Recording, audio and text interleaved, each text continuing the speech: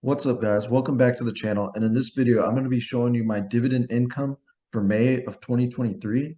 So let's get right into it. My stock portfolio has a current value of $50,942.53. And if we can go over to my activity feed, I received 13 dividend paychecks this year, starting with General Mills at $7.64 and Verizon for $15.24 on May 1st.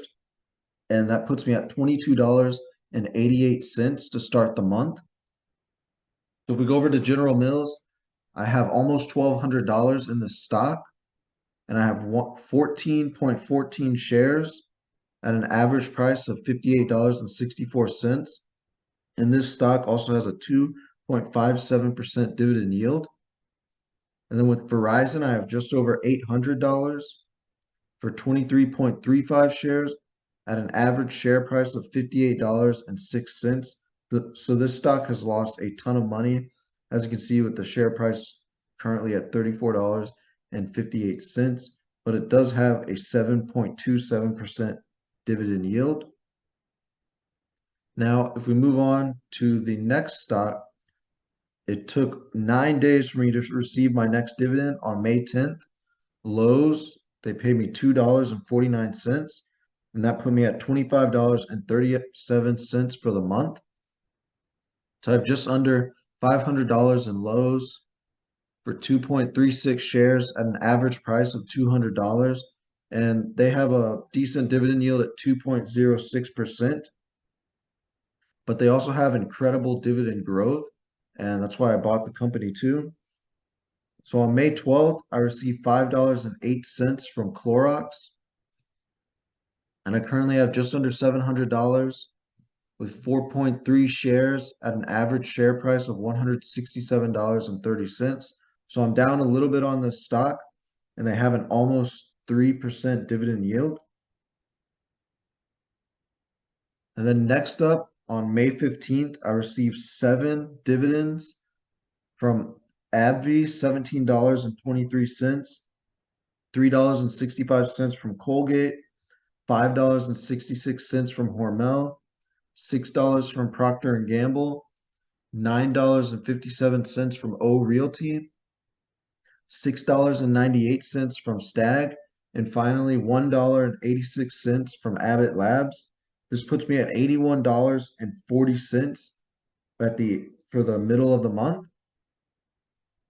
If we go to AbbVie, I have almost $1,600 for 11.64 shares at an average price of $93.70. And this one has gone up a ton, as you can see in the price, and it has a nice dividend yield at 4.33%.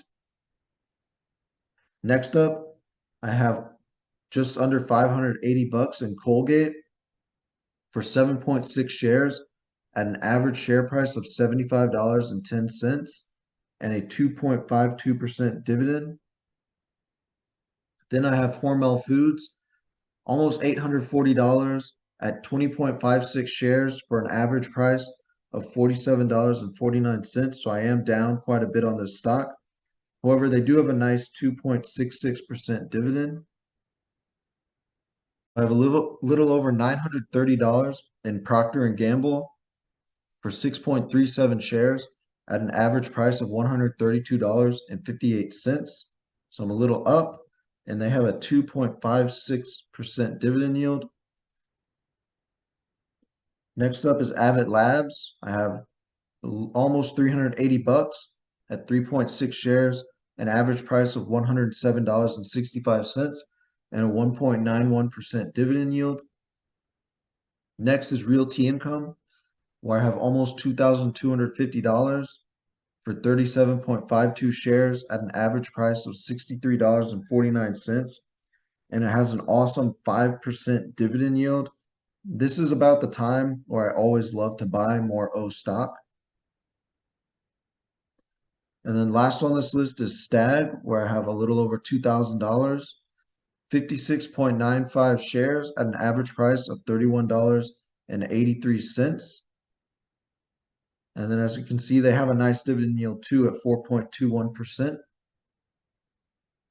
So moving on to the next stock, on the 16th of May, I received $9.09 from Texas Instruments, and this put me at $90.49 for the month.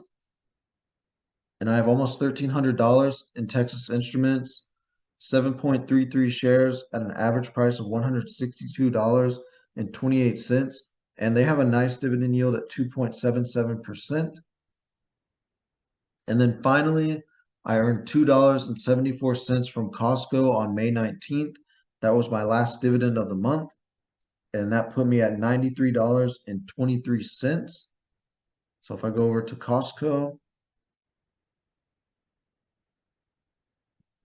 you can see I have $1,376 in Costco for 2.68 shares at an average share price of $401.11. And Costco has gone up quite a bit. Now they do have a lower dividend yield at 0.73%. However, Costco has an incredible dividend growth rate of around 12%, and they're also an amazing company. So if we go to my dividend growth chart, you can see that May 2023 is the first time I've made less than $100 since all the way to April of 2021. So it's been a little over 2 years since I've made less than $100. And May is the second month in the quarter. And if we look at February, I earned $144.34. And then in May of last year, I earned $139.21. So you can see that this year I lost a ton of money. However, I am fine with that because I've made my portfolio stronger. A lot of the dividend income that got pushed me over $100 a month is from stocks that don't grow their dividend, or also the stocks like JEPI, QYLD, BST, and the other ones that pay me monthly, which is nice. However, like I said, they weren't growing their dividend. And in some cases with JEPI, NUSI, QYLD, and other stock cover call ETFs, they were actually decreasing their dividend income every single month. So I decided to cut out all of those stocks and purely own a dividend growth portfolio. So in the future, that is going to be the best thing for me and my portfolio. And I'm perfectly fine with taking the hits of earning less than $100. I know in July, I'll most likely earn less than 100. However, in June, I should hit my first $300 month. So I'm looking forward to that. And if we just scroll down here, you can see I've earned $807.73 so far for the year. And if you divide that by 12, I've averaged $67.31 a month for 2023. However, there's plenty of time left to go in the year.